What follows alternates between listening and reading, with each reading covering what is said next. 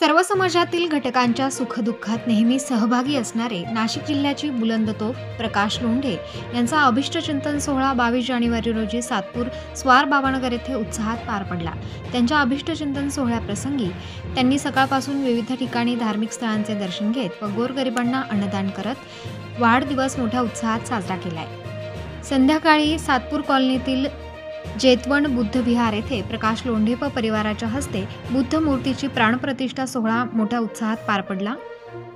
यावेळी हजारोंच्या संख्येने सर्व धर्म उपस्थित होते। तसेच या बुद्ध मूर्तीच्या प्राणप्रतिष्ठा सोहळ्याप्रसंगी प्रसिद्ध गायिका कडूबाई खरात व ऑर्केस्ट्रा फेम सिद्धार्थ लोखंडे यांच्या भीमगीतांचा कार्यक्रम मोठ्या उत्साहात पार पडलाय।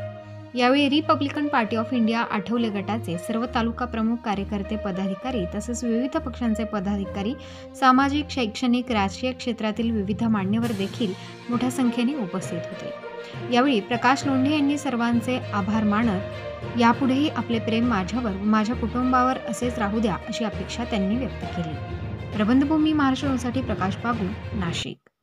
सर्वात जास्त प्रेरणा आहे या सर्व भिक्खू संघाची बंदिजोग त्यांच्या भागात करत आहे। गडबडी न करता आले नाही, हा सर्व आपला आहे परिवार आहे। असं कळत धावण्याच्या भरात कोणाचं नाव खालीवर राहिलं असेल, कोणाचं नाव कमी जास्त झालं असेल, कोणाला बोलण्याची संधी मिळाली असेल, कोणाचा इकडं तिकडं कोणाचा अपमान केला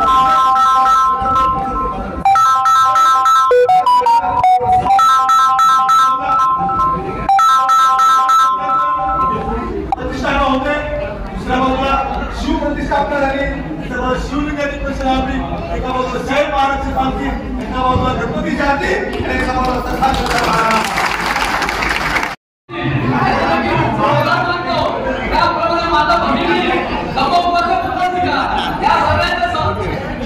खूप आभार मानतो।